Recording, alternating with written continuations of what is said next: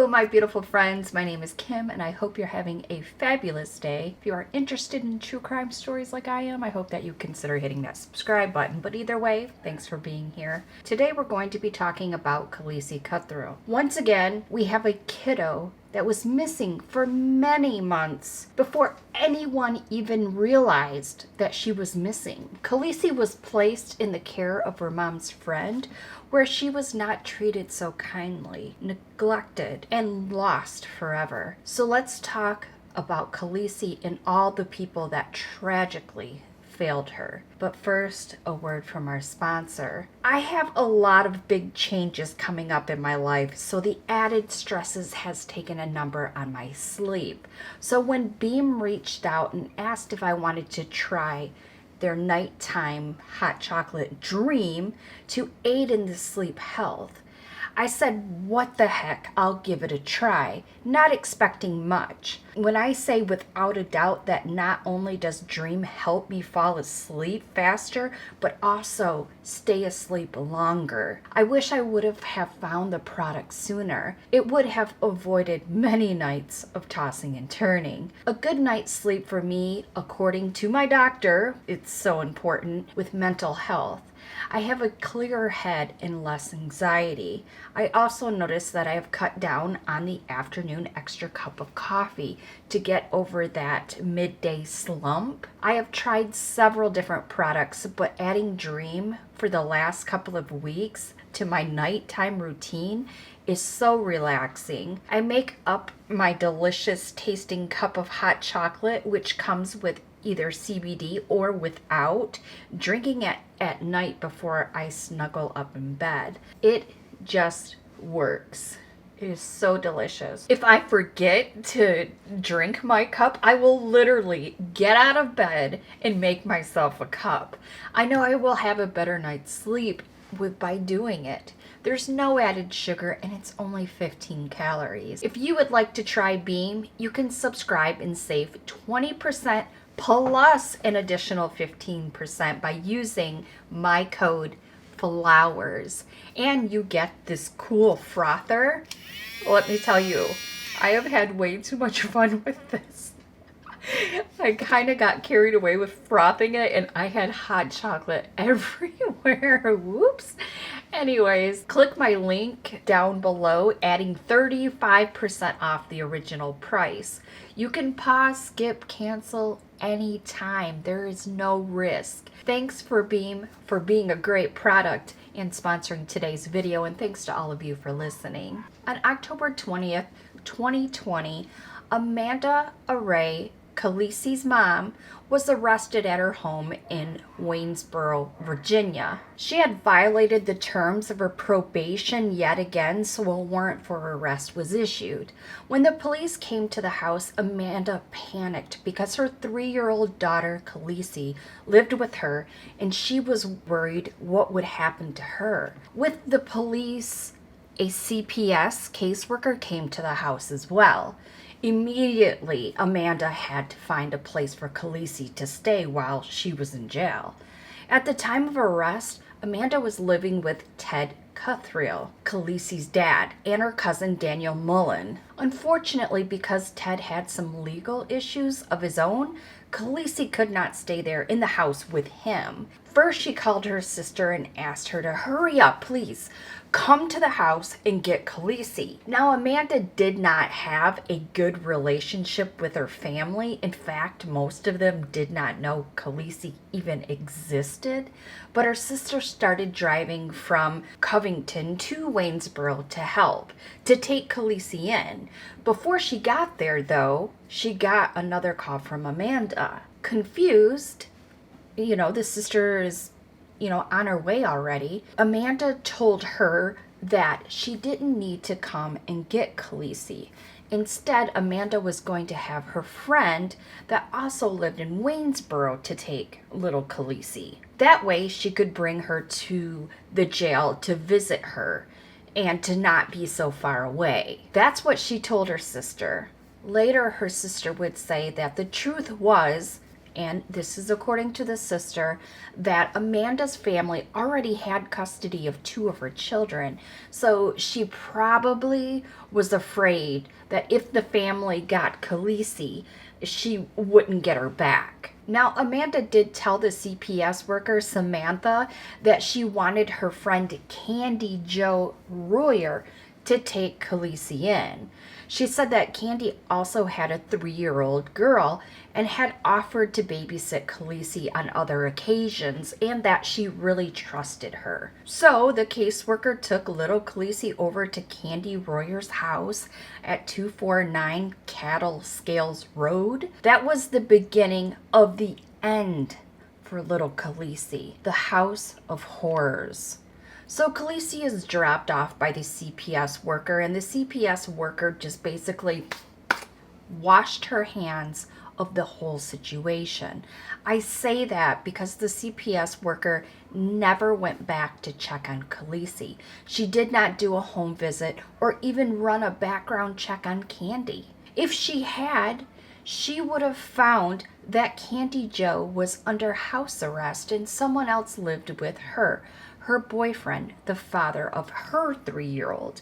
His name was Travis Brown. On one occasion, while Amanda the mom was in the Middle River Regional Jail, she reached out to Candy so she could speak to Khaleesi. She's missing her daughter. So she reached out to Candy so she could speak to Khaleesi. She hadn't talked to her in a very long time. She missed her daughter. There was never any visits to the jail with little Khaleesi. I mean, zero. Never came to the jail. Ted, the father, was giving money to Candy, He's like, you're taking care of my little girl. He's offering some money as support. He was giving it to Candy and her boyfriend, Travis, to take care of Khaleesi. But he didn't get to see her on these occasions when he would give them money. Which is interesting. January 12th, 2021 was the last time Amanda spoke to her little girl Khaleesi on the phone. Most times when she tried to talk to Khaleesi, either Candy or Travis gave an excuse why she couldn't talk to her. After the January call, Amanda was very worried about the care of Khaleesi. So she wrote a letter to the CPS and to the CPS worker and asked them to do a wellness check. She also called them. She was doing everything to protect her daughter. They did not do the check. They never responded to her request. Just my personal thoughts, but if someone calls from a jail with a concern for the safety of their child, it seems like it would be taken a bit more seriously, because someone in jail doesn't just casually call CPS, But anyways, in March of 2021, Ted, the dad, and Daniel, the cousin, took money and a cell phone to Travis so that Amanda could speak to Khaleesi. Prior to this, they would complain that they didn't have minutes on their phone, so this was a solution. I didn't realize that minutes on a phone was still an issue in 2021 with all the cheap phone plans, but Candy and Travis, it was. And they have like government phones too. But anyways, it was an issue. They didn't have minutes. But still, Ted and Daniel did not see Khaleesi. Concerning, I think so. These were meetings where they would just give Candy and Travis money, but they never saw Khaleesi. They would meet at a grocery store or at like a fast food restaurant. In the beginning of August, Ted gave more money to the couple that they were taking care of her daughter, or so he thought they were taking care of his daughter. Candy put a Facebook post up on August 16th, okay? Candy's taking care of Khaleesi. Amanda, the mom, is in jail. And so Candy puts a Facebook post up saying that Travis cheated on her with a skank and that he had assaulted her and she had him arrested. She said she got a protection order, but when it expired, he came back again and tried to her. This time, the protective order also kept Travis from being around his daughter because Candy Joe was holding her when he had assaulted her. She said in her post that she, quote, got the dog, the house, and the kid. Basically everything. So it seems they broke up for a short time and Travis started dating a girl named Brittany Southern. They were together for like 3 weeks and then Candy and Travis were seeing each other again. I don't understand it, but we'll continue. Later at trial, there were texts that came out from this time where Candy threatened with the knowledge of what he did to the little girl.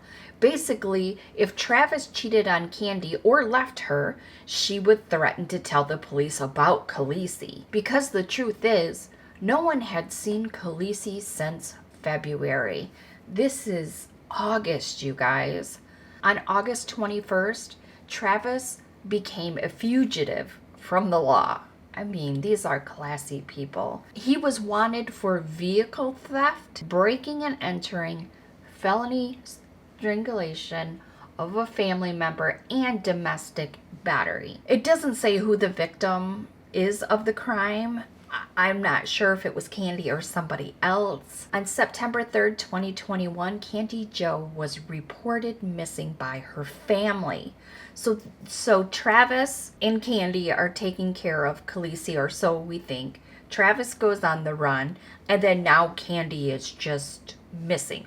Her family is like, what the heck is going on? Her car was left behind and her daughter was left with her family. She left her daughter, she left her car, she was gone. Some people thought that Travis had hurt her, and then others thought that she was just on the run with Travis. But the next day, in the jail, Amanda saw the news that Candy Joe was missing. She spoke with the guards at the jail and explained that the missing woman was supposed to be taking care of her daughter. This is when the investigation started. After entering Candy Joe's information into the law enforcement database, the investigators learned that she was not missing. She was with Travis Brown, and they were on the run together. They were both on the run for a series of crimes, including stealing a car, passing bad checks, and possession of substances. The investigators talked to the friends of the family of Candy and Travis. They learned that Khaleesi had not been seen with the couple since February. We're talking 7 months, you guys. Candy had made up stories about where Khaleesi was.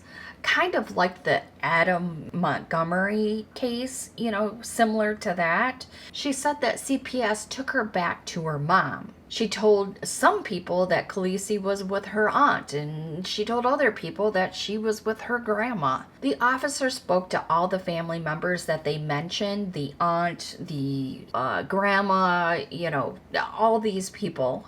Of course, she's not with her mom because her mom's in jail. So they talked to everyone, and no one had Khaleesi, and they had not had any contact with her for months. Because of this, on September 4th, Khaleesi was officially reported missing. It did not take long for the fugitive task force to find Candy and Travis. On September 12, 2021, they were found at the Knights Inn Hotel in Greensboro, Pennsylvania. When the Virginia State Police and U.S. Marshal Service officers got to the hotel room, the couple refused to open the door. Like, oh, they're just going to go away? They're just going to knock and, oh, they're not answering. No, they're not CPS workers. The officers had to bust down the door and open because they had barricaded the door. They were found, of course, with some substances and some blank checks that weren't theirs. Originally, the officers just wanted to talk to them and find out where Khaleesi was. They said they hoped she was actually with them, that they were on the run with her. At the time, the couple wouldn't talk. So they were charged with the possession and for their previous crimes. They were also charged with one felony count of abuse and neglect of a child. Because the court system is so backed up, it took a very long time before they were brought to trial. In the meantime, the investigators kept the information they found completely confidential. They did not announce that they had done a thorough search of the house and the yard at 249 cattle scales, but they did not say what they found. However, after talking with the couple, they did announce that Khaleesi indeed was deceased. They had not recovered her body, but they were certain she had passed. Just recently, Travis was tried in Augusta County.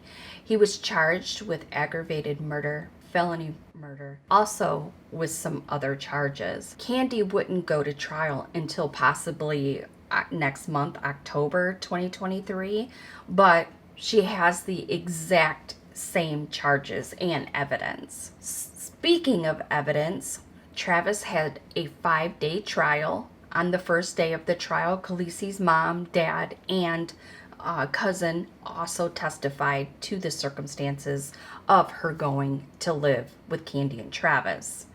The CPS worker Samantha was put on the stand as well. The prosecutor asked if she ever went back to check on Khaleesi after placing her in their home, and she said, quote, "I attempted to," unquote.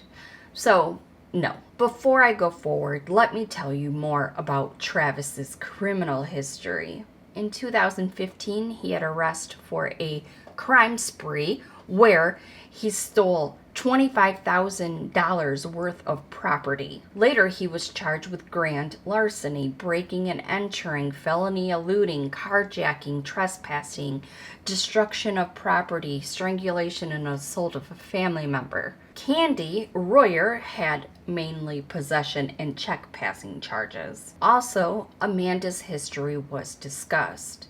Amanda said she had been struggling with addiction to meth for 15 years. She had gotten clean at times, but other times she would get arrested for violating her parole by using again. The first day of the trial, the prosecutor showed the jury pictures of Khaleesi that started with her looking like an healthy, happy 3-year-old. He went chronologically, and then the pictures showed bruises, and then it showed some burns, and then there was some cuts, and then there was missing chunks of hair. These pictures and videos were found on Candy's phone. There was also a video of Khaleesi in the shower with no water running. She had feces on her, and you could hear Candy in the background saying, "No one likes you, Khaleesi. She is a complete monster." The pictures showed a clear progression of destruction of Khaleesi. The state also had a child abuse expert testify that the pictures and videos show exactly that. If they were able to see Khaleesi's body, they would see a roadmap of what had been done to her. The pictures were so bad that the jury, the court officials, and the reporters were all teary-eyed. The images they will never forget. They're forever ingrained in their head, and it is just so sad. They also presented the evidence they found at the house. They found 3 drops of Khaleesi's blood on the wall, one 3 feet high and one was 6 feet high off the floor. They also found hair and electrical tape wrapped around a bent wire hanger that was Khaleesi's hair, and Candy's DNA was on it as well. The investigator also testified that the doorknob to her bedroom was on backwards, meaning that the couple be able to lock it on the outside so she couldn't get out. They would lock her in. That was the only doorknob in the house that was like that. The rest of the house was just normal. The jury watched Travis's interrogation that happened shortly after being arrested in Pennsylvania, the investigators told him that they just wanted to find Khaleesi. They were determined to bring her home. First, he said that a CPS worker had picked her up and took her away. They already knew that wasn't true. Travis is an idiot. I mean, we can all agree on that. Then he said that Candy did not do anything to her, that Candy is completely innocent of anything. Although Candy's DNA is on that wire hanger with Khaleesi's hair on some electrical tape, but she didn't do anything. In the shower, yelling at her that nobody likes her. Candy's completely innocent. At trial, his lawyer changed his tune and said everything was Candy's fault and she should be blamed. Typical. And it might be all Candy. I don't know. But yeah. No. It was both of them for sure. But anyways, then he said that Khaleesi was deceased. He admitted that she is no longer, she's unalive, but she did it to herself. He tried to say that this 3-year-old threw herself into a wall multiple times and just died. That she did it to herself. Sir? That makes no sense whatsoever. After no one with a brain believed him, he changed his story to say that she accidentally fell and hit her head. He said after she was gone, they panicked. He wrapped her up in her blanket and put her in their trash can. You guys, these people are unbelievable. They just left her out with the trash pickup. Now, when they searched the house, they tested the trash can and did not find any evidence of blood. They said that the trash can could have been replaced. The murder happened in February, and they didn't search the property until September, so it's possible that the trash can had been removed and replaced. They also said that they searched the landfill, but where her remains may have been dumped is bigger than 90,000 cubic square yards, which would take 46 months to fully process.